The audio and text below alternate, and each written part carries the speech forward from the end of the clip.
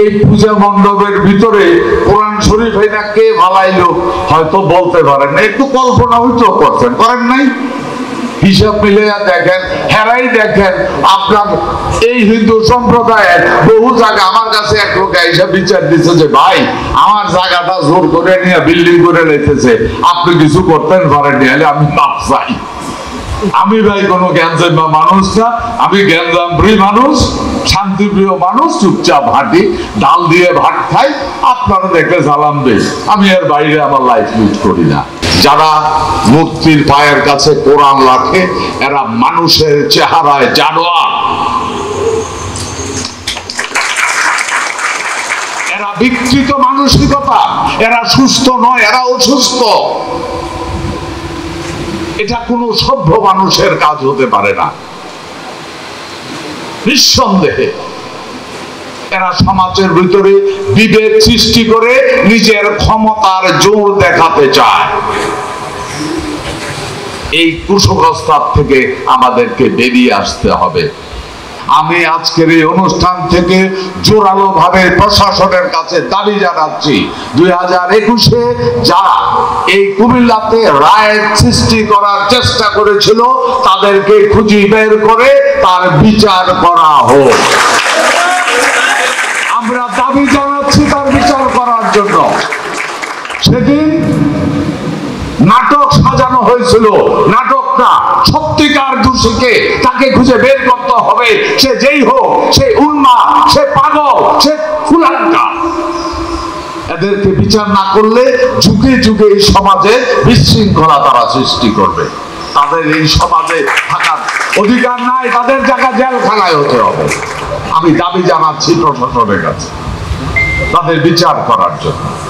আপনারা প্রায় দেখেন একটা কথা বলা হয় মাইনরিটি, এই শব্দটাকে আমি ঘৃণা করি, আমি ঘৃণা করি। একটা মাইনরিটি শব্দটা উচ্চারণ করে আপনি কি বুঝতেছেন আপনাকে মানসিক ভাবে দুর্বল করা হচ্ছে? মাইনরিটি কি? আপনি দেশের ভূমিপুত্র, আপনার বাপ দাদা 14 পুরুষ এই দেশে জন্মগ্রহণ করেছে, আমার বাপ দাদা 14 পুরুষ এই দেশে জন্মগ্রহণ করেছে। আপনি দেশের ভূমিপুত্র, আমি এ দেশের ভূমিপুত্র। শুধু রাজনৈতিক কারণে কিছু ওয়ার্ড ব্যবহার করা হচ্ছে। আমার দুঃখ হয় যখন, কষ্ট লাগে যখন বলেন আপনারা কিন্তু আমাদেরকে দেখে রাখবেন। কেন কেন দেখে রাখবো? আপনার দুর্গা উৎসবে আমি দাওয়াত দেবেন, আনন্দ করতে যাব, আপনাকে দেখে রাখতে হবে কেন? আপনি এত দুর্বল, আপনাকে কে বললো? আপনার ধর্ম আপনার কাছে, আমার ধর্ম আমার কাছে। আপনি ওই দেশের ভূমিপুত্র, আমি ওই দেশের ভূমিপুত্র। আপনাকে খাটো করার চেষ্টা করবে কেউ, আপনি খাটো হইয়েন না।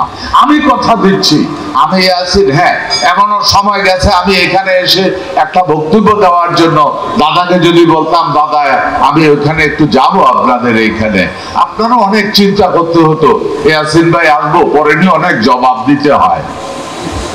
এটা খুব দুর্ভাগ্যজনক ছিল। কেন কেন আপনাকে জবাব দিতে হবে?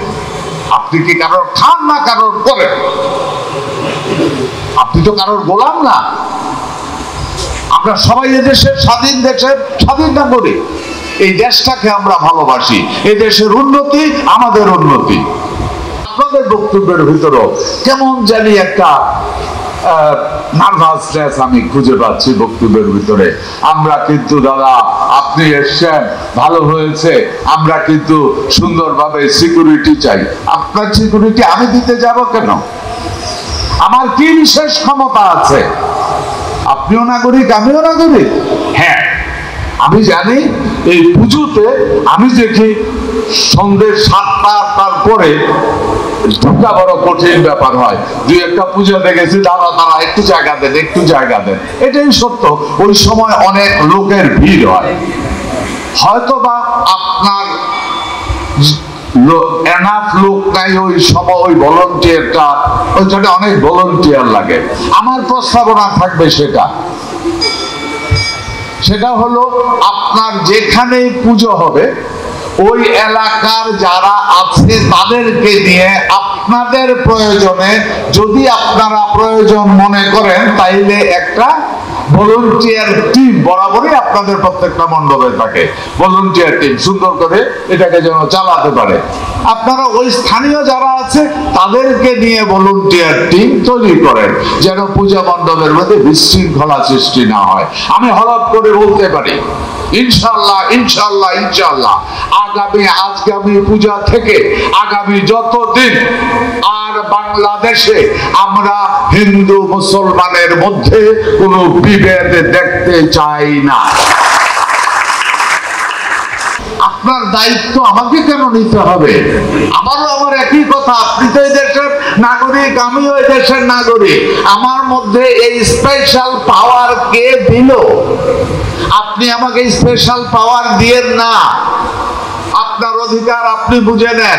আমি আপনার প্রতিবেশী হিসাবে, আপনার ভাই হিসাবে, আপনার যে কোনো কর্মে আপনার পাশে আমি থাকবো, এই কথা আমি দিচ্ছি ইনশাআল্লাহ। এই কথা আমরা সবাই দেব। বাস্তবতার মধ্যে হয়তো বলবেন, আপনি যা বলছেন ভাই আসিফ ভাই, বাস্তবতাতে একটু ভিন্নতা আছে।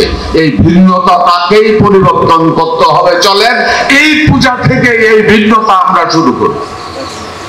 এই পূজা থেকে শুরু করতে চাই। এটাকে আর রাখেন না, আর জিয়ে রাখার সুযোগ দিয়েন না।